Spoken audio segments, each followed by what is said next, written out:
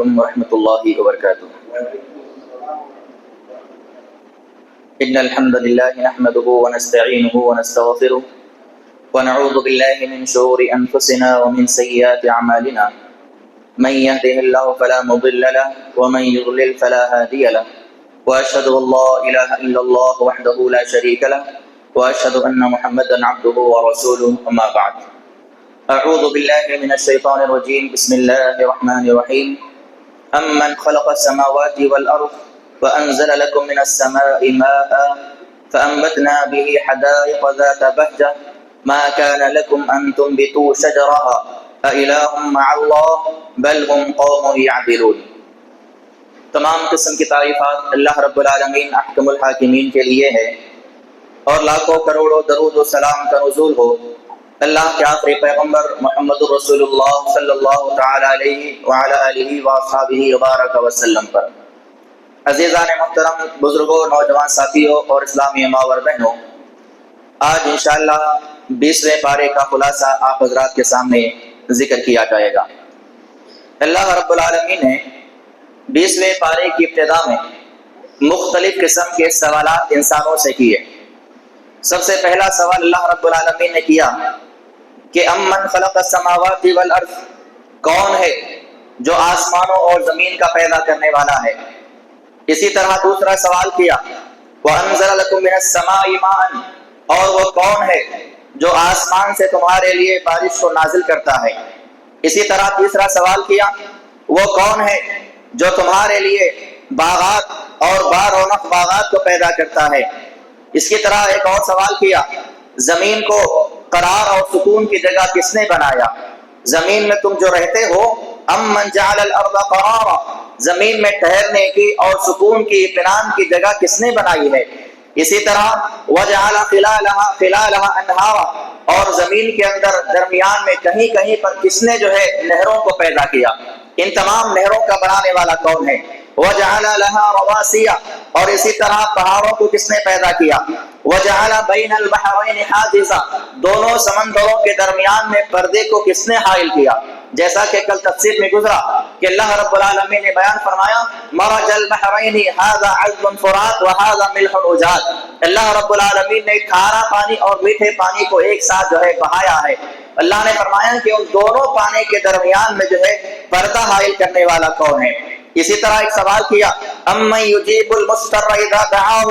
جب کبھی کوئی تکلیف میں اسے پکارتا ہے تو تکلیف کو دور کرنے والا کون ہے۔ وَيَجْعَلُكُمْ خُلَفَاءَ الْأَرْضِ، اور زمین کا خلیفہ تمہیں کس نے بنایا ہے۔ اسی طرح خشکیوں میں اَمَّن يَهْدِيكُمْ فِي ظُلُمَاتِ الْبَرِّ وَالْبَحْرِ، خشکیوں میں اور سمندروں میں تاریکیوں سے تمہیں کون نجات دیتا ہے۔ اور اسی طرح وَمَن يُرْسِلُ الرِّيَاحَ بُشْرًا بَيْنَ يَدَيْ رَحْمَتِهِ، اور جب تم سوار ہوتے ہو کشتیوں میں، جہازوں میں، تو بہترین اور خوشگوار ہوا کو کون جو ہے تم پر لا کر ڈالتا ہے۔ اَمَّن يَبْدَأُ الْخَلْقَ ثُمَّ يُعِيدُهُ، اور دوبارہ تمہیں کون پیدا کرے گا۔ اور اسی طرح وَمَن يَرْزُقُكُم مِّنَ السَّمَاءِ وَالْأَرْضِ، تمہیں زمین سے اور آسمان سے روزیاں دینے والا کون ہے۔ یہ سارے سوالات اللہ رب العالمین نے کیے، پھر آخر میں اللہ تعالیٰ نے خود جواب دیا اور کہا اِلَٰهٌ مَّعَ اللَّهِ، کیا اللہ کے علاوہ کوئی اور معبود بھی ہے جو یہ تمام کام انجام دینے والا ہے۔ بلکہ اللہ رب العالمین نے کہا قُلْ هَاتُوا بُرْهَانَكُمْ، اگر تمہارے پاس کوئی دلیل ہے تو لے کر آؤ، ان کنتم صادقین، اگر اپنی بات میں سچے ہو اور یہ تمام کام اللہ کے علاوہ اگر کوئی اور مخلوق بھی کرنے والی ہے یا اللہ کے سوا کوئی اور معبود بھی ان تمام کاموں کو انجام دینے والا ہے تو تم جو ہے دلیل پیش کرو اس بات کی۔ پھر آگے اللہ رب العالمین نے بیان فرمایا قُلْ سِیرُوا فِی الْأَرْضِ فَانظُرُوا کَیْفَ کَانَ عَاقِبَةُ الْمُجْرِمِینَ، اے نبی کریم صلی اللہ علیہ وسلم آپ ان سے کہیے کہ تم لوگ زمین میں چل پھر کر دیکھو اور اس بات پر غور کرو کہ اللہ تعالیٰ نے اس مجرم لوگوں کے ساتھ کیا معاملہ کیا، جن لوگوں نے اللہ اور اس کے رسولوں کی تکذیب کی ان لوگوں کا کیا انجام ہوا، ان کے انجام پر غور کرو۔ اللہ تعالیٰ نے جن لوگوں کے جن قوموں کے واقعات کو قرآن مجید کے اندر بیان کیا ہے ان تمام واقعات کو بتانے کا مقصد کیا ہے، تاکہ ہم ان قوموں کے واقعات پر غور کریں، تدبر کریں، اور جن قوموں کو اللہ تعالیٰ نے ہلاک کیا، جن وجہوں سے اور جن گناہوں کے سبب وہ لوگ ہلاک کیے گئے، وہ گناہ اور وہ نافرمانیاں ہمارے اندر پائے نہ جائیں۔ اسی لیے اللہ رب العالمین نے ساری قوموں کا جو ہے تذکرہ قرآن مجید کے اندر کیا، اور وہ بھی ایک بار نہیں بلکہ اللہ تعالیٰ نے کئی مرتبہ کئی صورتوں میں ان تمام واقعات کو بار بار دہرایا تاکہ ہم بار بار اس واقعے کو یاد رکھیں اور وہ تمام چیزیں ہمارے لیے جو ہے یاد دہانے کا سبب بن جائے۔ انسان کی فطرت کیا ہے؟ انسان کو اگر ایک مرتبہ کوئی بات بتا دی جائے تو وہ کچھ دنوں تک اس بات کو یاد رکھتا ہے، لیکن بعد میں دھیرے دھیرے وہ بات اس کے ذہن سے نکل جاتی ہے، وہ بھول جاتا ہے۔ اللہ رب العالمین نے انسان کی فطرت کو مد نظر رکھتے ہوئے قرآن مجید کے اندر مختلف صورتوں میں اللہ تعالیٰ نے انہی واقعات کو بار بار دہرایا ہے۔ قوم نوح کے واقعات اللہ نے کئی صورتوں میں دہرائے، قوم عاد کے، قوم سمود کے، قوم شعیب کے، قوم لوط کے، اسی طرح قوم ابراہیم علیہ السلام کے، قوم موسیٰ کے، یہ تمام واقعات کو اللہ تعالیٰ نے بارہا اس لیے دہرایا تاکہ ہم بار بار ان واقعات کو پڑھتے رہیں اور وہ بات ہمارے ذہنوں میں تازہ رہے۔ وہ نافرمانیاں، وہ گناہ کے کام جس کی وجہ سے وہ قوم ہلاک کی گئی، وہ تمام کاموں سے ہم جو ہے اجتناب کرنے والے بنے اور اس سے بچنے والے بن جائیں۔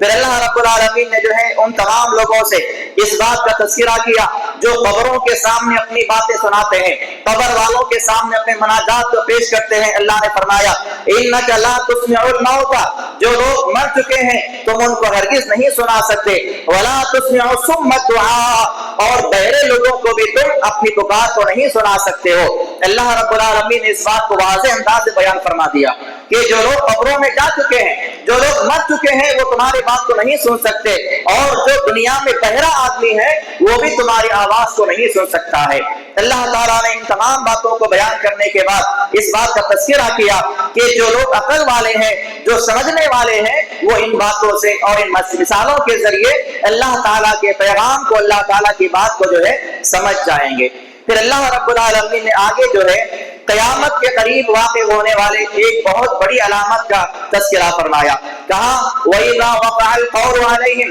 أَخْرَجْنَا لَهُمْ دَابَّةً مِّنَ الْأَرْضِ تُكَلِّمُهُمْ أَنَّ النَّاسَ كَانُوا بِآيَاتِنَا لَا يُوقِنُونَ۔ اللہ رب العالمین نے کہا کہ جب واقع ہونے والا واقعہ واقع ہو جائے گا، اخرجنا لہم دابہ، زمین سے ایک جانور نکلے گا اور وہ لوگوں سے باتیں کرے گا۔ یہ جانور قیامت کی علامات میں سے ایک علامت ہے۔ اللہ کے رسول صلی اللہ علیہ وسلم نے بیان فرمایا جب تک کہ 10 بڑی علامتیں ظاہر نہ ہو جائیں قیامت اس وقت تک نہیں آنے والی ہے۔ ان 10 بڑی علامتوں میں اللہ کے رسول صلی اللہ علیہ وسلم نے فرمایا سب سے پہلی جو علامت ظاہر ہونے والی ہے وہ سورج کا مغرب سے طلوع ہونا ہے، سب سے پہلی علامت۔ اسی کے ساتھ ساتھ جو دوسری علامت ظاہر ہونے والی ہے وہ ہے زمین کا جانور نکلے گا، زمین سے نکلے گا، حالانکہ وہ جانور ہوگا، چوپائے کی طرح ہوگا، لیکن وہ لوگوں سے بات کرے گا، لوگ اس سے بات کریں گے۔ اور جو 10 علامتیں ہیں، ایک علامت کے شروع ہونے کے بعد وہ ساری علامتیں ایک کے بعد دوسرے، ایک کے بعد دوسرے مسلسل آتے رہیں گے،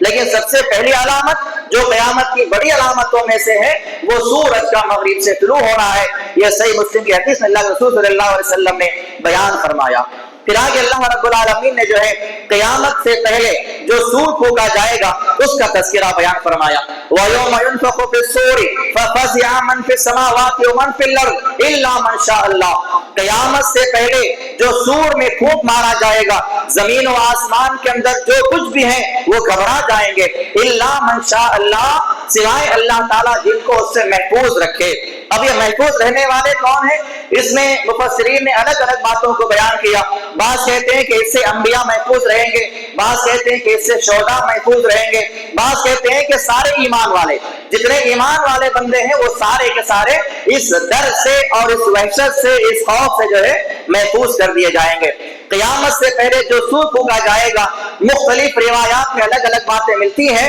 ان تمام باتوں کو اکٹھا کرنے کے بعد یہ نتیجے پر ہم پہنچے ہیں کہ قیامت سے پہلے ٹوٹل 4 مرتبہ سور میں پھونک مارا جائے گا۔ سب سے پہلا جو سور پھونکا جائے گا، اللہ رسول صلی اللہ علیہ وسلم نے فرمایا کہ پہلے سور کے اندر ساری دنیا کے لوگ جو ہے گھبرا جائیں گے اور بے ہوش ہو جائیں گے۔ جتنے دنیا کے اندر موجود ہیں، انسان ہو، جاندار ہو، جنات ہو، شیاطین ہو، جو کچھ بھی زمین کے اندر پائے جانے والے مخلوقات ہیں انسانوں کے علاوہ، سب کے سب جو ہے انسانوں کے ساتھ ساتھ جو ہے پہلے گھبرا جائیں گے، اس کے بعد بے ہوش ہو جائیں گے پہلے سور کے اندر، جیسا اللہ نے فرمایا یوم ينفخ في الصور ففزع من في السماوات والارض، اللہ نے تو آسمان بھی کہا، زمین و آسمان کے اندر جو کچھ ہے سب جو ہے گھبرا جائیں گے، پہلے سور میں ایسا واقعہ ہوگا۔ اس کے بعد جب دوسری مرتبہ سور پھونکا جائے گا تو تمام مخلوقات کو اللہ تعالیٰ موت دے دے گا، جتنے روئے زمین پر مخلوقات ہیں، آسمانوں میں مخلوقات ہیں، ان سب کو اللہ تعالیٰ جو ہے موت سے ہمکنار کر دے گا۔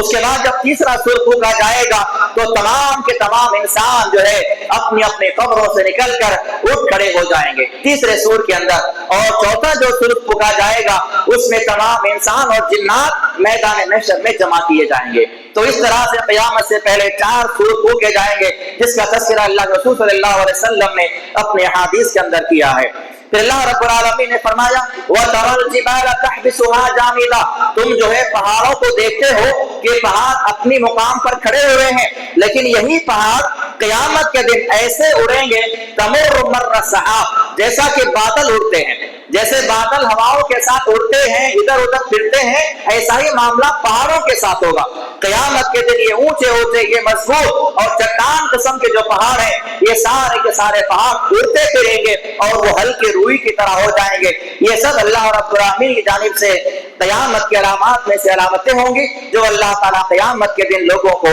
بتائے گا۔ اس کے بعد سورۃ القصص میں اللہ رب العالمین نے حضرت موسیٰ علیہ السلام کا تفصیلی واقعہ بیان کیا ہے، ان کی پیدائش سے لے کر ان کی جوانی تک اور ان کو نبوت کے ملنے تک سارے واقعے کو اللہ تعالیٰ نے تفصیل سے یہاں پر بیان فرمایا ہے۔ سب سے پہلے اللہ رب العالمین نے بیان فرمایا نتلو علیک، اے نبی کریم صلی اللہ علیہ وسلم ہم آپ کے سامنے قصہ سنا رہے ہیں، تلاوت کر رہے ہیں، کس کا؟ من نبأ موسیٰ و فرعون، موسیٰ اور فرعون کا جو ہے واقعہ آپ کے سامنے ہم بیان کر رہے ہیں، بالحق، حق کے ساتھ، سچائی کے ساتھ، لقوم یؤمنون، تاکہ ایمان لانے والی قوم جو ہے اس بات کو مان لے اور اس پر ایمان لائے۔ واقعہ یہ ہوا تھا کہ سب سے پہلے فرعون کے پاس ایک نجومی آتا ہے، نجومی کہتے ہیں ستاروں کا علم جاننے والے، یہ لوگ ستاروں کو دیکھ کر جو ہے لوگوں کا بھوشیہ بتاتے ہیں، ان کا فیوچر، مستقبل میں کیا ہونے والا ہے، یہ کچھ باتیں سچی کچھ باتیں جھوٹی وہ لوگ بتانے والے ہوتے ہیں۔ رسول اللہ صلی اللہ علیہ وسلم نے بیان فرمایا من اتی عرافا، جو ایسے کسی آدمی کے پاس آتا ہے فسالہ عن شیء، اور اس سے کسی بات کا سوال کرتا ہے تو اس کی بات پر یقین تو نہیں کیا، صرف سوال کیا، تو اللہ رسول صلی اللہ علیہ وسلم بیان فرمایا لم تقبل له صلاۃ 40 یوما، اس کی 40 دن کی نماز اللہ تعالیٰ قبول نہیں فرمائے گا۔ صرف سوال کیا میرے ساتھ کیا معاملے والا ہونے والا، ہاتھ دیا اس کے سامنے اور سوال کیا، اس کی بات کو مانا نہیں، اگر نہیں مانا تو اس کی نمازیں قبول نہیں کی جائیں گی 40 دن تک۔ لم تقبل له صلاۃ 40 یوما، اور اگر اس نے اس کی بات کو مان لیا تو گویا کہ وہ آدمی کافر ہو گیا۔ تو ایک ایسا نجومی فرعون کے دربار میں آتا ہے اور کہتا ہے کہ اے فرعون، آپ کی جو ہے رعایا کے لیے یا آپ کی حکومت کے لیے ایک ایسا بچہ بنی اسرائیل میں پیدا ہونے والا ہے جو خطرے کی علامت ہے، آپ کے رعایا میں بنی اسرائیل کے اندر ایسا بچہ پیدا ہوگا جو آپ کی فوج کے لیے یا آپ کی حکومت کے لیے خطرہ بننے والا ہے، ممکن ہے کہ آپ کی جو حکومت ہے وہ ختم بھی ہو جائے۔ اور فرعون نے جیسا ہی نجومی کی بات کو سنا اس نے اعلان کر دیا، اس نے کیا اعلان کیا؟ اللہ نے فرمایا سورہ قصص کے اندر کہ یذبح ابناءهم ونستحيي نساءهم، اس فرعون نے حکم دیا کہ اب بنی اسرائیل کے اندر پیدا ہونے والے تمام لڑکوں کو قتل کر دیا جائے اور لڑکیوں کو زندہ چھوڑ دیا جائے،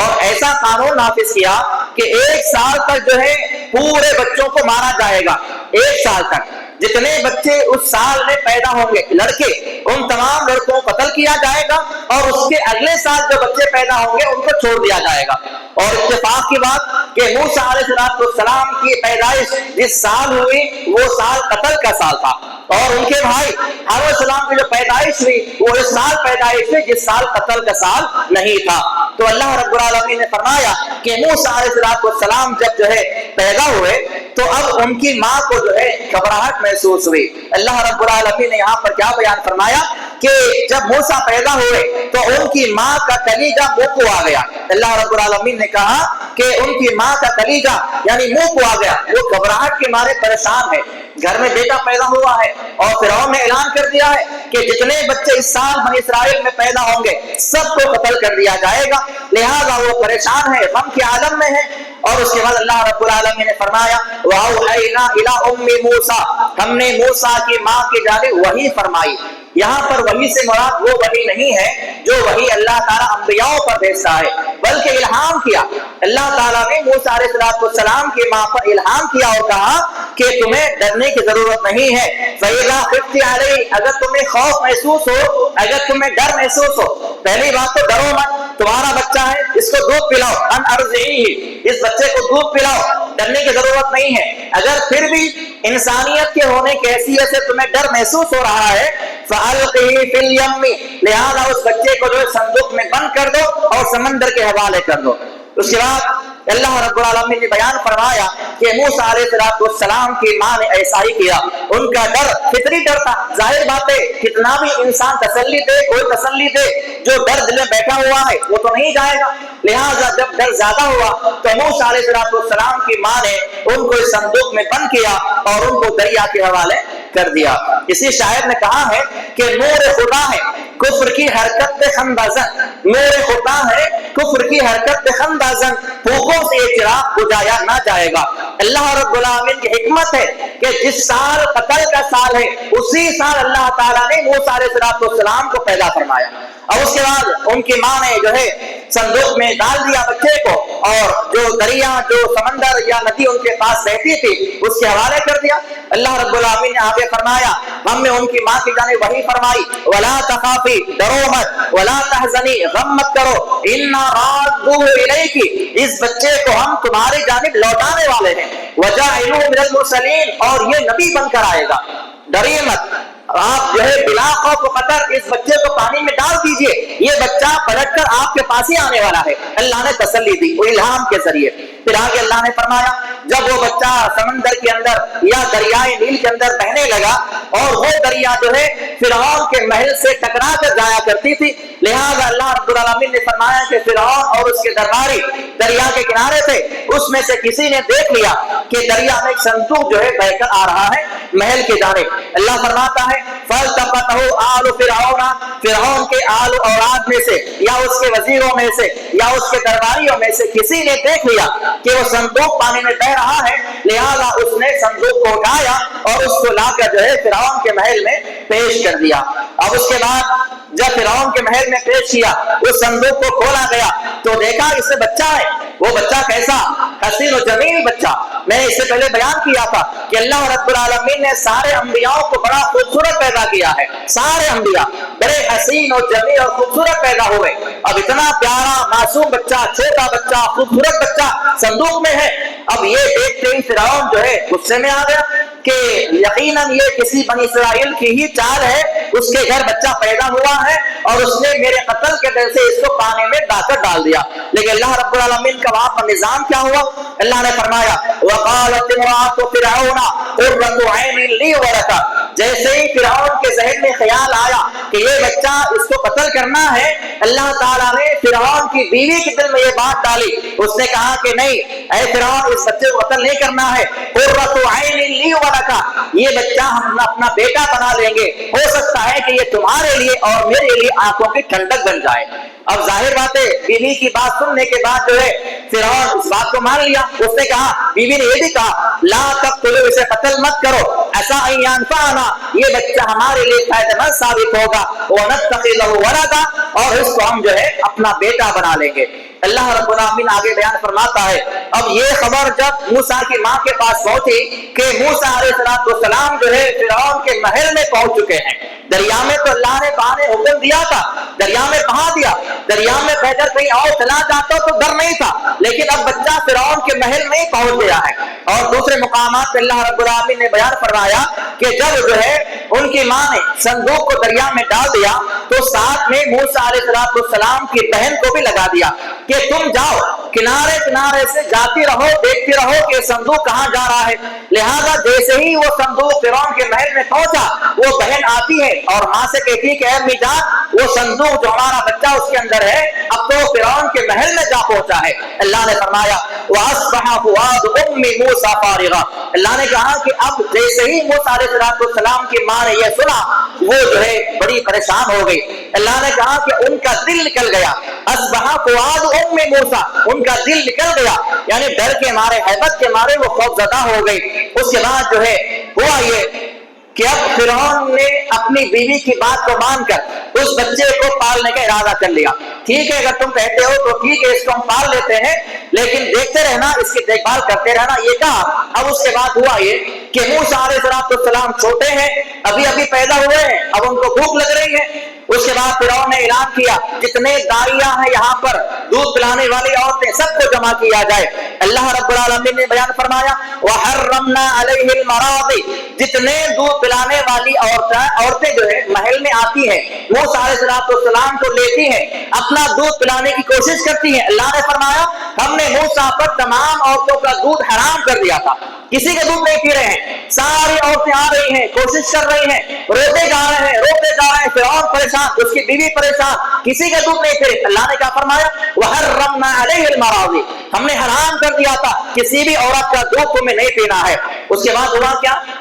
موسیٰ علیہ السلام کی بہن جو اسی محل کے اندر ٹھہری ہوئی ہے، تماشا دیکھ رہی ہے کہ ساری عورتیں آ رہی ہیں، دودھ پلانے کی کوشش کر رہی ہیں، لیکن موسیٰ ہے کسی کا دودھ پینے کے لیے تیار ہی نہیں ہے۔ وہ فوری بھاگی بھاگی جو ہے فرعون کی بیوی کے پاس آتی ہے اور کہتی ہے کہ میں ایک عورت کو جانتی ہوں جو بڑی نیک ہے، اللہ والی ہے، اگر آپ کی اجازت ہو تو اس کو بلا کر لاؤں گی، شاید اس کا دودھ یہ بچہ پی لے۔ کہا کہ ٹھیک ہے فوری لے کر جاؤ۔ اب محل میں ان کے رونے کی وجہ سے پورا شور شرابہ ہنگامہ ہو چکا تھا، لہذا فرعون کی بیوی نے کہا کہ فوری جاؤ ان کو بلا کر لاؤ۔ سیدھا موسیٰ علیہ السلام کی بہن اپنی ماں کے پاس آتی ہے، کہتی ہے کہ ایسا ایسا معاملہ ہے، بچہ ہمارا کسی عورت کا دودھ پینے کے لیے تیار نہیں ہے۔ جیسے ہی بات ماں نے سنی فوری بھاگ کر دربار میں آ گئی اور جیسے ہی موسیٰ علیہ السلام کو گود میں لیا فَرَدَدْنَاهُ إِلَىٰ أُمِّهِ كَيْ تَقَرَّ عَيْنُهَا، اللہ نے الہام کیا کہ دیکھو موسیٰ کی ماں، ہم نے تمہیں الہام کیا تھا یہ بچہ تمہارے پاس ہی لوٹ کر آنے والا ہے۔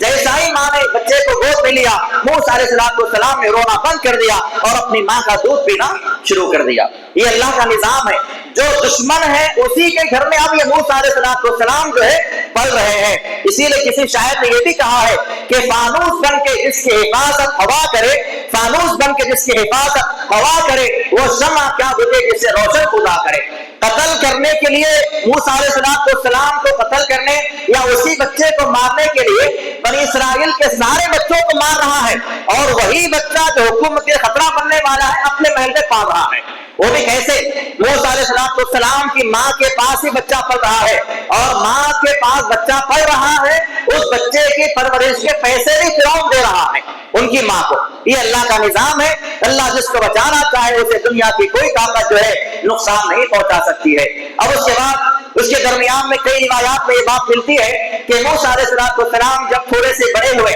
یعنی تھوڑا سا رہنے کے قابل ہوئے، بیٹھنے لگے، چلنے لگے، تو وہ جب جو ہے ایسی حرکتیں کرتے رہے کہ فرعون کو بار بار ڈاؤٹ آتا رہا۔ کبھی فرعون کی داڑھی پکڑ کے کھینچ دینا، کبھی کچھ ایسی حرکت کر دینا کہ فرعون کو بار بار ڈر لگنے لگا کہ کہیں یہ بچہ وہی تو نہیں جس کی وجہ سے میں نے سارے لوگوں کو قتل کروایا۔ یہ خیال اس کو بار بار آ رہا ہے، لہذا اس نے ایک مرتبہ کیا کیا، اس کی بیوی سے کہا اس بچے کا میں امتحان لوں گا، مجھے ڈر ہے اور اس بات کا مجھے خدشہ ہے کہ شاید وہی بچہ وہ بچہ ہے جو میرے خطرہ بننے والا ہے۔ اس نے کیا کیا، اس نے ایک کشت میں جو ہے ایک برتن میں انگارے لیے اور دوسرے برتن میں جواہرات اشرفیاں رکھی، اور موسیٰ علیہ السلام جو رینگنے والے تھے ان کے سامنے ڈال دیا اور کہا کہ دیکھو اگر اس بچے نے جواہرات، روپیہ اور پیسہ ہاتھ میں لیا تو اسے قتل کر دیا جائے گا، اور اگر یہ بچہ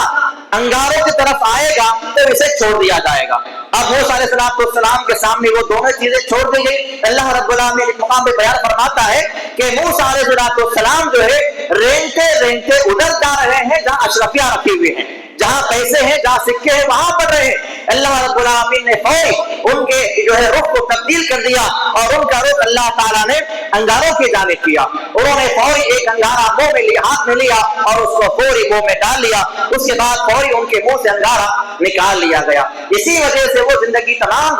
ہکلاتے رہے. ان کی مشہور دعا ہے رب اشرح لی صدری ویسر لی امری واحلل عقدۃ من لسانی, اے اللہ میری زبان میں جو لکنت ہے اس کو ختم کر دے. وہ لکنت کہاں سے آئی؟ اسی وجہ سے آئی تھی. انہوں نے بچپن جو انگارہ منہ میں لے لیا تھا اسی وجہ سے ان کی زبان میں لکنت پیدا ہو گئی تھی جو بڑے ہونے تک باقی رہی. اس کے بعد جب فرعون کو تسلی ہو گئی, کہا کہ نہیں یہ بچہ کوئی عام بچہ ہے, یہ بچہ وہ نہیں ہوتا, لہٰذا ان کو چھوڑ دیا گیا. پھر آگے اللہ رب العالمین نے بیان فرمایا ولما بلغ اشدہ,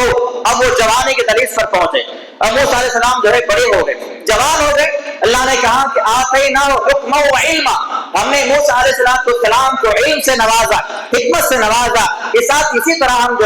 اپنے احسان مند بندوں کو یا نیک بندوں کو بدلہ عطا فرماتے ہیں. پھر فرمایا اب موسیٰ علیہ السلام شہر میں داخل ہو رہے ہیں, کسی وجہ سے بازار میں گزر رہے ہیں. وہاں پر آپ نے دیکھا کہ دو لوگ آپس میں لڑ رہے ہیں. یقتتلان ھذا من شیعته وھذا من عدوہ, ایک لڑنے والا فرعون کا آدمی ہے اور دوسرا جو آدمی ہے اپنے قوم کا آدمی ہے. انہوں نے دیکھا کہ ایک آدمی اپنے قوم کا, بنی اسرائیل کا آدمی ہے اور دوسرا جو مارنے والا ہے وہ فرعون کا آدمی ہے. اب بنی اسرائیل کے آدمی نے فوری دیکھا کہ موسیٰ علیہ السلام یہاں پر آ گئے ہیں, اس نے آواز لگائی, مدد کے لیے پکارا. لہٰذا موسیٰ علیہ السلام مدد کرنے کے لیے اس کے پاس جب پہنچے تو جو فرعون کا آدمی تھا فوکزہ موسیٰ, اس فرعون کے آدمی کو ایک چماٹا مارا. جیسے ہی تماچا مارا وہ فرعون کا آدمی وہیں پر ڈھیر ہو گیا اور وہ مر گیا. اللہ نے فرمایا فقضى علیہ, وہ فوری مر گیا, ایک ہی مار میں مر گیا. اب جیسے ہی مر گیا موسیٰ علیہ السلام کہنے لگے کہ ھذا من عمل الشیطان, یہ تو شیطان کا کام ہو گیا ہے. انہ عدو مضل مبین, جو شیطان ہمارا کھلا ہوا دشمن ہے. حالانکہ وہ مارنا نہیں چاہ رہے تھے, لڑائی کو ہٹانے کے لیے, دور کرنے کے لیے ایک تماچا اس کو مار دیا. جیسے ہی مار دیا وہ مر گیا فوری. اب اس کے بعد انہوں نے اس سے کہا, دعا فرمائی کہ اے اللہ رب انی ظلمت نفسی, اے اللہ اپنی جان پر میں نے ظلم کر لیا ہے, فاغفر لی, تو مجھے معاف کر دے. فغفر له, اللہ نے فرمایا کہ ہم نے ان کو معاف کر دیا. انہ هو الغفور الرحیم, کیونکہ وہ بخشنے والا اور رحم کرنے والا ہے. اب اس کے بعد جب صبح ہوئی, صبح ہونے کے بعد تمام محلے میں, تمام شہر میں خبر پھیل گئی کہ کسی نے فرعون کے آدمی کو مار ڈالا ہے. یہ خبر بہت زیادہ جب پھیل گئی تو فرعون بڑا خوف میں آ گیا کہ ایسا کون پیدا ہو گیا ہے جو فرعون کی راجدھانی میں رہ کر, فرعون کی مملکت میں رہ کر فرعون کے آدمی کو مار رہا ہے. اب اس کو تشویش ہونے لگی. لیکن چونکہ موسیٰ علیہ السلام نے اس آدمی سے کہا تھا کہ دیکھو اس واقعے کے بعد کسی سے بیان نہیں کرنا. اب جب دوسرے دن صبح ہوئی تو اس کے بعد کیا ہوا, دوبارہ وہ آدمی پھر سے ملا بازار کے اندر اور آج کسی اور آدمی سے لڑ رہا ہے. اب موسیٰ علیہ السلام نے کیا کیا, اس آدمی کو مارنے کے بجائے یا ڈرانے کے بجائے جو فرعون کا آدمی تھا اپنے ہی قوم کے آدمی کے قریب جانے لگے, اس لیے کہ سمجھانے کے لیے کہ تو روز روز ڈرتا ہے اور مدد کے لیے مجھے ڈراتا ہے. سمجھانے کے لیے اس کے قریب جب گئے تو اس کی زبان سے کیا نکلا, اے یا موسیٰ اتريد ان تقتلني كما قتلت نفسا بالامس, اے موسیٰ کیا تو مجھے ویسے مارنا چاہتا ہے جیسا کل تو نے فلاں آدمی کو مارا تھا. اب جیسے یہ خبر پہنچ گئی کہ موسیٰ علیہ السلام نے فرعون کے آدمی کو مارا تھا, فرعون بڑا غضبناک ہوا اور بڑا غصہ ہوا اور موسیٰ علیہ السلام کو قتل کرنے کا اس نے پورا پلان بنا لیا. اللہ نے فرمایا وجاء رجل من اقصى المدينة يسعى, اور فرعون کے درباریوں میں سے ہی ایک ایمان والا بندہ تھا, وہ موسیٰ علیہ السلام کے پاس آتا ہے اور کہتا ہے کہ یا موسیٰ ان الملأ یأتمرون بک لیقتلوک, فرعون کے محل میں تمام درباریوں کے سامنے اس بات کا فیصلہ ہو چکا ہے کہ تمہیں قتل کر دیا جائے گا, میری بات کو مانو. فخرج انی لک من الناصحین, یہاں سے نکل جاؤ اور میں تمہارا خیر خواہ ہوں, تمہارا میں خیر خواہ ہوں, تمہارا بھلا چاہنے والا ہوں. فرعون نے اس بات کا حکم دے دیا ہے کہ موسیٰ کو قتل کر دیا جائے, لہذا تم اس شہر کو چھوڑ کر نکل جاؤ. اللہ نے فرمایا فخرج منها خائفا, اور موسیٰ علیہ السلام وہاں سے نکل گئے اور ان کے دل میں ڈر بھی ہے اور پریشان بھی ہے. دعا کرنے لگے رب نجی من القوم الظالمین, اے میرے پروردگار تو مجھے ظالم قوم سے نجات عطا فرما دے. لہذا وہاں سے نکل گئے اور ان کا جو رخ ہوا بستی مدین کی طرف ہوا، جہاں پر شعیب علیہ السلام کی بستی تھی وہاں پر آپ رہا کرتے تھے، اس کی طرف اللہ تعالیٰ نے آپ کے رخ کو موڑ دیا۔ لہذا جب بستی مدین میں پہنچے، ولما ورد ماء مدین، جب مدین کے علاقے قریب جب پہنچے یا بستی کے باہر جب پہنچے تو دیکھا ایک کنواں ہے، اس کنویں کے اندر جو ہے لوگ تمام کے تمام کھڑے ہوئے ہیں کنویں کے پاس، اور اس کنویں سے پانی نکال رہے ہیں، کوئی اپنے پانی استعمال کے لیے لے رہا ہے، کوئی پینے کے لیے لے رہا ہے، اور کوئی اپنے جانوروں کو پانی پلا رہا ہے۔ لیکن وہیں پر دیکھا ووجد من دونہما امرأتین، اسی کنویں کے پاس دو بچیاں خاموشی کے ساتھ کھڑے ہوئے ہیں۔ موسیٰ علیہ السلام ان کے قریب گئے اور پوچھا ما خطبکما، کیا بات ہے؟ سارے لوگ اپنے جانوروں کے لیے اپنے لیے پانی لے رہے ہیں، تم کیوں پانی نہیں پلا رہے ہو؟ تو ان بچوں نے کہا کہ یہ جب تک تمام لوگ جو ہے پانی پلا کر نہیں ہٹ جاتے ہم لوگ پانی لینے نہیں جا سکتے۔ کیوں؟ اس لیے کہ ابونا شیخ کبیر، ہمارے جو باپ ہے بڑے بوڑھے ہیں، وہ پانی لینے کے لیے یا جانوروں کو پانی پلانے کے لیے پانی لینے نہیں آ سکتے، لہذا ہم ان کے دو بیٹیاں ہیں اور جب تک یہ مرد حضرات یہاں پر ہیں ہم ان کے قریب نہیں جا سکتے۔ یہ لوگ اس کنویں پر موجود پتھر کو ہٹاتے بھی ہیں، پانی لیتے بھی ہیں، پلاتے بھی ہیں، اور جب تمام لوگ چلے جاتے ہیں تب جا کر ہم جو ہے پانی پلاتے ہیں۔ موسیٰ علیہ السلام نے فوری جو ہے ان دونوں کے پاس سے جو پانی کے سامان تھا، برتن تھا، اسے لیا اور تمام لوگوں کو دھکا دے کر جو ہے ان کے جانوروں کو پہلے پانی پلا دیا۔ جب موسیٰ علیہ السلام نے ان بچیوں کے جانوروں کو پہلے پانی پلا کر بھیج دیا، جب بچیاں جو اپنے گھر میں پہنچ گئے تو ان کے والد نے سوال کیا کہ آج کیا بات ہے کہ تم لوگ جلدی آ چکے ہو؟ تو انہوں نے سارا واقعہ بیان کیا کہ ایک آدمی آیا ہوا ہے، کوئی مسافر لگتا ہے، اس نے ہماری مدد کے لحاظ ہم جو ہے آج جلدی گھر آ گئے۔ اور ادھر موسیٰ علیہ السلام کا حال کیا ہے؟ ان بچوں کو پانی پلا دیا، وہ لوگ چلے گئے تو آپ جو ہے ایک جگہ پر بیٹھ کر دعا کرنے لگے۔ کیا دعا کرنے لگے؟ ربی انی لما انزلت الی من خیر فقیر، اے اللہ میں تیری جانب جو ہے محتاج ہوں، میری کوئی منزل نہیں ہے تو میرے لیے ٹھکانہ بنا دے، میرے لیے رہنے کا کوئی مقام متعین کر دے، میرے لیے کوئی مکان متعین کر دے تاکہ میں وہاں پر رہوں اور آرام سے رہ سکوں۔ لہذا جب یہ ساری باتیں ہو گئی تو ادھر اللہ نے فرمایا کہ جب دونوں بہنیں گھر پہنچی، حضرت شعیب علیہ السلام نے ان سے پوچھا کہ جلدی کیسے آ گئی، سارا واقعہ بیان کیا تو شعیب علیہ السلام نے ایک بیٹی کو روانہ کیا تاکہ اس بچے کو یا اس آدمی کو بلا کر لے کر آؤ۔ اللہ نے فرمایا فجاءت احداہما، ان دونوں میں سے ایک بیٹی آئی، تمشی علی استحیاء، شرماتے ہوئے آئی، شرماتے ہوئے آئی، سگی کے ساتھ آتی ہے اور کہتی ہے کہ ان ابی، ہمارے باپ نے آپ کو بلایا ہے، یدعوک، آپ کو بلا رہے ہیں، لیجزیک اجر ما سقیت لنا، آج ہمارے جانوروں کو آپ نے جو پانی پلایا ہے آپ کو اس کا بدلہ دیا جائے، آپ کو بدلہ دینے کے لیے ہمارے والد نے آپ کو بلایا ہے۔ لہذا موسیٰ علیہ السلام سے جب جیسے انہوں نے کہا تو وہ جو ہے ان کے ساتھ نکل گئے، اور اس کے بعد جو ہے موسیٰ علیہ السلام اس بچی کے پیچھے نکل گئے اور شعیب علیہ السلام کے پاس پہنچ گئے۔ شعیب علیہ السلام نے سارا واقعہ سنا، جب کہا کہ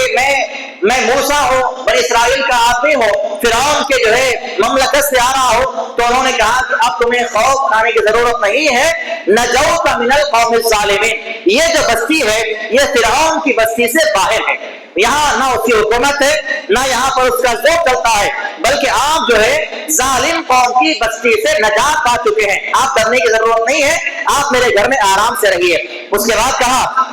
اب دو بچیاں جو ہے گھر میں موجود ہیں، دو بیٹیاں اپنے ابا سے کہتی ہیں کہ یا ابتی، اے میرے ابا جان، استاجر ہو، اس جو نوجوان ہے اس کو آپ اجرت پر رکھ لیجئے، مزدور بنا کر رکھ لیجئے، کیونکہ یہ آدمی جو ہے ایک تو طاقتور بھی ہے اور دوسرا امانت دار بھی ہے۔ ہم نے اس کو دیکھا ہے جہاں پر جو کنویں پر بڑا پتھر ہوا کرتا تھا جس کو 8-10 لوگ مل کے اٹھایا کرتے تھے، اس اکیلے بندے نے اس پتھر کو ہٹا بھی دیا، طاقتور بھی ہے اور امانت دار بھی ہے، لہذا اس آدمی کو آپ اپنے پاس کام پر رکھ لیجئے۔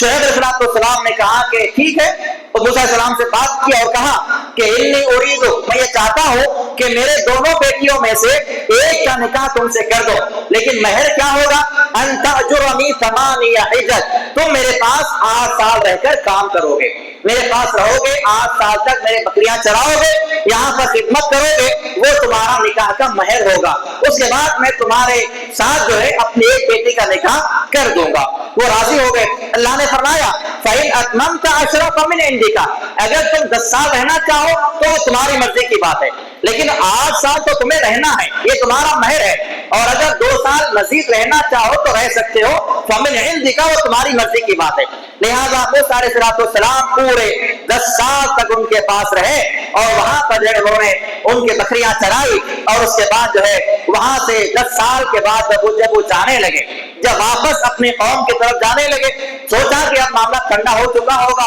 اور فرعون بھی وہ بات بھول گیا ہوگا، اب مجھے دوبارہ اپنی قوم کی یاد آنے لگی، تو اپنی قوم کے پاس جب آنے لگے تو اللہ نے فرمایا فَلَمَّا قَضَىٰ مُوسَى الْأَجَلَ، موسیٰ علیہ السلام کا جو وقت تھا، یعنی 8 سال کی جو مدت تھی، 10 سال مکمل ہو گئی، تو انہوں نے کیا کیا، اپنی بیوی کو ساتھ میں لیا اور وادی طور کے جو ہے قریب سے گزرنے لگے۔ اتنے میں موسیٰ علیہ السلام کی بیوی کو جو ہے سردی محسوس ہونے لگی، انہوں نے کہا اپنی بیوی سے انکسو، یہاں پر کھڑی رہو، انی آنست نارا، مجھے وہاں پر پہاڑ پر آگ نظر آ رہی ہے، میں جاتا ہوں اور آگ کو لے کر آتا ہوں، لعلی آتیکم منہا بخبر، تاکہ میں آگ کو لے کر آؤں اور ہم دونوں بیٹھ کر یہاں پر اس سے سیک لیتے ہیں تاکہ ہمیں کچھ آرام محسوس ہو۔ لہذا جب وہاں پر پہنچے، اللہ نے فرمایا فلما اتاها نودیا، جب وہ بستی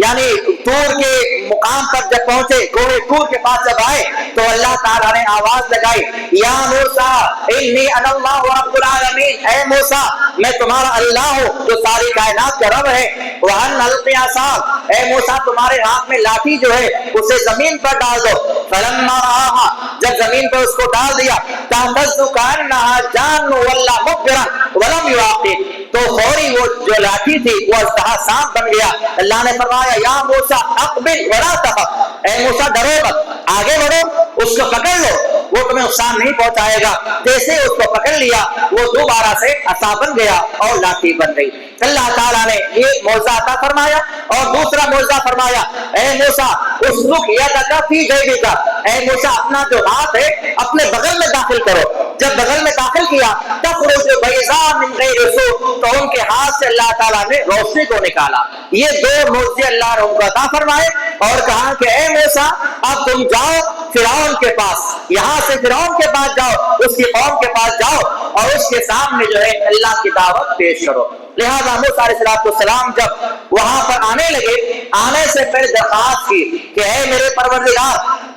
میں جو ہے یقیناً تیرا رسول ہوں، میں ضرور فرعون کے پاس جاؤں گا، لیکن میری درخواست یہ ہے، میری گزارش یہ ہے کہ میرا بھائی واقعی ہارون، جو میرا بھائی ہارون ہے، وہ افصح منی لسانا، اس کی زبان بہت زیادہ فاسٹ ہے، وہ بولنے میں بڑا ماہر ہے، اس کو بھی تو نبی بنا دے۔ یہ ایک ایسے نبی ہیں ہارون علیہ السلام جو اپنے بھائی کی دعا پہ اللہ نے ان کو نبوت عطا فرمائی، کہا کہ میرے بھائی کو بھی نبی بنا دے تاکہ وہ فرعون کے پاس ہم دونوں مل کر جائیں، اور وہ بولنے میں اچھے ماہر ہیں، ان کی زبان بڑی تیز ہے، میری زبان کے اندر لکنت ہے، میں بولتے بولتے اٹک جاتا ہوں، وہ زیادہ فصیح ہیں، اچھے بولنے والے ہیں، لہذا تو ان کو بھی نبی بنا دے۔ اللہ نے فرمایا کہ ٹھیک ہے تم دونوں مل کر جاؤ، تم کو بھی نبی بنا دیا گیا اور ہارون کو بھی اللہ نے نبی بنا دیا۔ لہذا فرمایا کہ تم دونوں جاؤ اور فرعون کے پاس جا کر جو ہے اللہ کی دعوت کو پیش کرو۔ جب وہ دونوں آئے فرعون کے دربار میں آئے تو فرعون نے کہا کہ اے موسیٰ تم یہاں سے بھاگ کر چلے گئے تھے،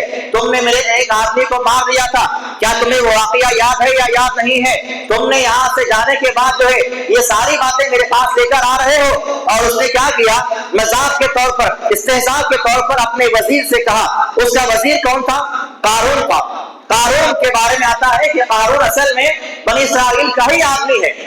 موسیٰ علیہ السلام کی قوم کا آدمی ہے، بنی اسرائیل کا آدمی ہے، لیکن فرعون نے جو ہے اس کو بنی اسرائیل پر ظلم کرنے کے لیے متعین کیا ہوا تھا، اور وہ فرعون کا وزیر بن کے تھا۔ اس نے وہ فرعون نے جو ہے اپنے وزیر سے کہا کہ اے حامان، اے قارون، تم جو ہے یہاں پر ایک سیڑھی لگاؤ، یہ جو موسیٰ اور ہارون جو میرے پاس بات لے کر آئے ہیں کہ آسمان میں جو ان کا اللہ ہے، ان کا معبود ہے، اس کی عبادت کرو، تم یہاں پر ایک سیڑھی لگاؤ، لعلی اطلع الی الہ موسیٰ، تاکہ میں آسمان میں جھانک کے دیکھوں کیا اس کا موسیٰ کا جو رب ہے وہاں پر موجود ہے یا نہیں ہے۔ یہ مذاق اس نے کیا اور جو ہے ان دونوں کا مذاق اڑانے لگا اور کہنے لگا انی لأظنہ من الکاذبین، مجھے اس بات کا پکا یقین ہے کہ تم دونوں جو ہے جھوٹ بول رہے ہو۔ پھر اللہ تعالیٰ نے جو ہے ان تمام باتوں کو آگے بیان کیا جو باتیں فرعون اور موسیٰ علیہ السلام کے دور میں ہوئی ہیں، وہ گزشتہ واقعات میں ہم نے ان تمام باتوں کو سنا ہے۔ پھر آگے اللہ رب العالمین نے بیان فرمایا سورہ قصص کے آخر میں کہ فَخَسَفْنَا بِهِ وَبِدَارِ الْأَرْضِ، ایسے بے شمار لوگ ہو گئے جن کو ہم نے ان کے گھروں کے ساتھ جو ہے زمین کے اندر دھسا دیا۔ قارون کا خزانہ بہت زیادہ تھا، اللہ رب العالمین نے ایک مقام پہ اس کا تذکرہ کیا کہ اس کے خزانے کو لینے والے، خزانے کو نہیں بلکہ خزانہ جہاں پر رکھا ہوا ہوتا تھا اس خزانے کے چابیاں اٹھانے والے کئی اونٹ تھے،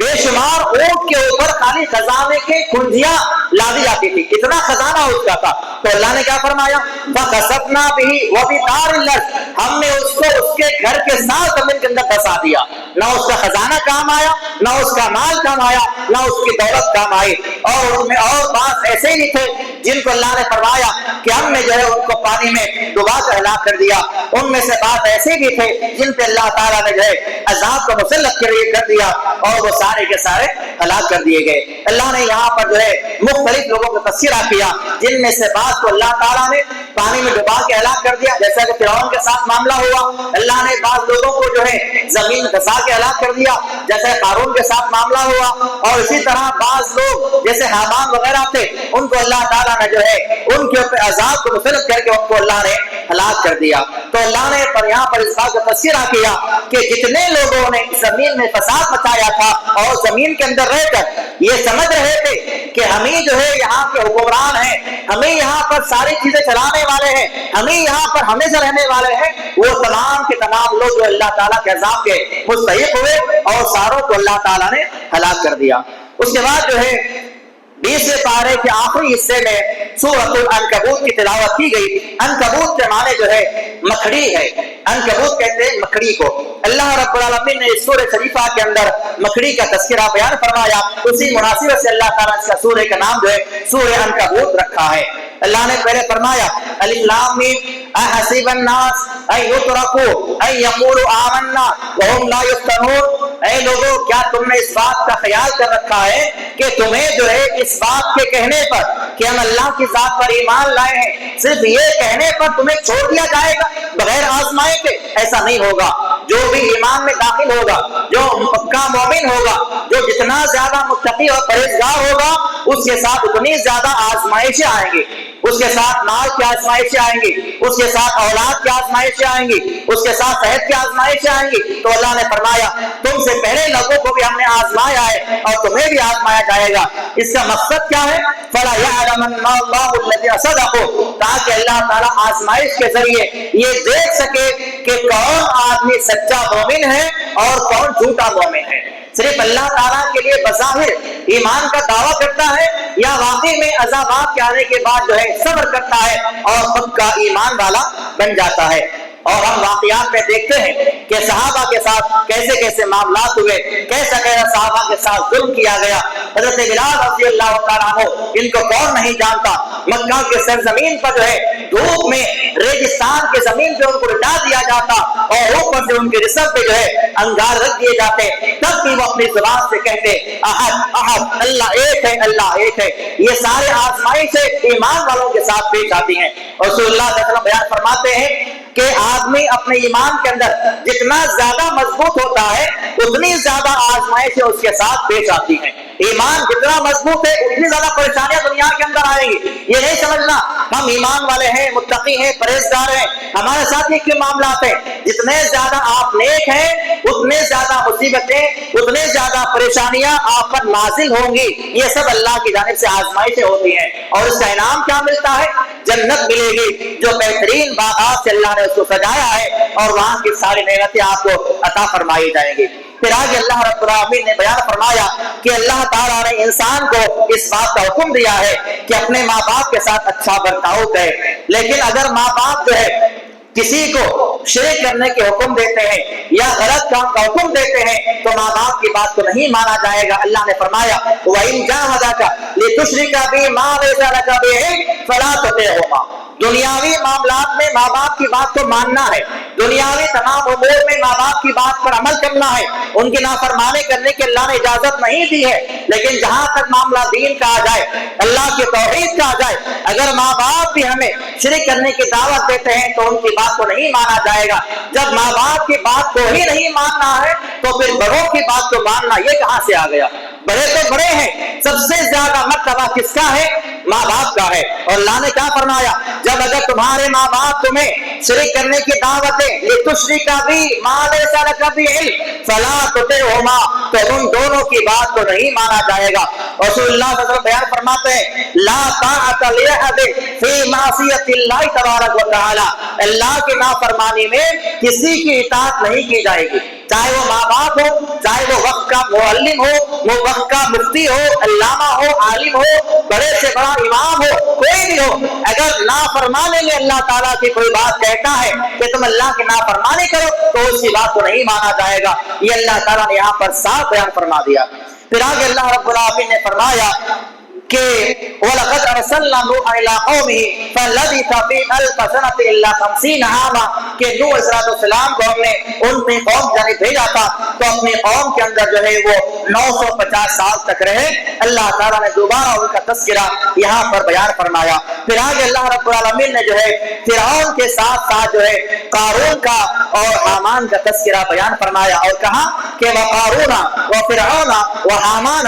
یہ تمام کے تمام جو لوگ ہیں یہ سارے کے سارے تکبر کرنے والے، زمین پہ اکڑ کے چلنے والے لوگ تھے، ان تمام کو ہم نے جو ہے ہلاک کر دیا۔ پھر اللہ رب العالمین نے 20ویں پارے کے آخر میں اس بات کا تذکرہ کیا کہ جو لوگ اللہ تعالیٰ کے علاوہ دوسروں کو پکارتے ہیں، اللہ کے علاوہ دوسروں کو پکارتے ہیں، ان کی مثال کیسی ہے؟ کمثل العنکبوت، جیسے کہ مکڑی کا گھر ہوتا ہے، مکڑی کا گھر جیسے ایک دم ناپائیدار، بالکل کمزور اور گودا ہوتا ہے، ایسا ہی معاملہ اللہ کے علاوہ دوسروں کو پکارنے والے کا حال ہوتا ہے۔ اتخذت بیتا، جب وہ گھر بناتی ہے اپنا، ان اوہن البیوت لبیت العنکبوت، دنیا کے سارے گھروں میں سب سے کمزور اگر کسی کا گھر ہے تو وہ مکڑی کا گھر ہے۔ اللہ نے فرمایا جیسے وہ گھر مکڑی کا سب سے زیادہ کمزور ہے تو اللہ تعالیٰ کے علاوہ دوسروں کو پکارنے والے جن کو پکارا جا رہا ہے وہ بھی اس سے زیادہ کمزور ہیں جو مکڑی کا جال ہے، اور جو پکار رہے ہیں وہ بھی اس سے زیادہ کمزور ہیں۔ اللہ نے فرمایا کہ ضعف الطالب والمطلوب، پکارنے والے بھی کمزور ہیں اور جن کو پکارا جا رہا ہے وہ بھی کمزور ہیں۔ تو یہ تمام مثالوں سے اللہ تعالیٰ نے اس بات کو واضح کیا کہ تمام اختیارات کا مالک اللہ تعالیٰ کی ذات ہے، ہر قسم کے اختیارات جو اللہ کے علاوہ کسی کے پاس نہیں ہے، اولاد کا دینا ہو اللہ کے پاس ہے، بیماری کو دور کرنا ہو اللہ کے پاس ہے، مصیبتوں کے نجات دینا ہو اللہ کے پاس ہے، تمام قسم کے مسائل اور مشکلات کو دور کرنے کی طاقت اللہ کے پاس ہے، زمین و آسمان کا سارا غیب اللہ ہی کے پاس ہے۔ دنیا جہان کے اندر اگر کوئی سب سے زیادہ مکمل اختیارات کا مالک ہے تو وہ اللہ کی ذات ہے، اللہ کے علاوہ کوئی ان تمام اختیارات کا مالک نہیں ہے۔ تو یہ تمام مثالوں سے اللہ تعالیٰ نے بارہا اس بات کو سمجھایا اور اس بات کو انسانوں کے سامنے جو ہے واضح کیا گیا۔ انشاءاللہ پھر اگلے درس میں جو ہے باقی کا جو سورہ کبوت کا حصہ ہے وہ ذکر کیا جائے گا جو کہ 21ویں پارے کے اندر اللہ تعالیٰ نے بیان فرمایا ہے۔ اللہ سے دعا ہے اللہ تعالیٰ جو ہے ہمارے اعمال قبول فرمائے، اللہ تعالیٰ ہماری عبادات کو اور تمام جو ہے روزوں کو، نوافل کو، فرائض کو اللہ تعالیٰ اپنے مہربانی سے قبول فرما لے۔ ہمارے اعمال کے اندر جو کمی اور خامیاں ہیں اللہ تمام خامیوں کو اور کمیوں کو اللہ اپنی مہربانی سے جو ہے دور فرما دے، ہمارے ساتھ خیر کا معاملہ فرما، بھلائی کا معاملہ فرما، اور ہمارے آنے والے جو ایام ہیں ان تمام ایام کو زیادہ سے زیادہ تیری بندگی میں گزارنے والا بنا دے۔ آمین واقول قولی ھذا استغفر اللہ ولکم وآخر دعوانا الحمد للہ رب العالمین۔ السلام علیکم ورحمۃ اللہ وبرکاتہ۔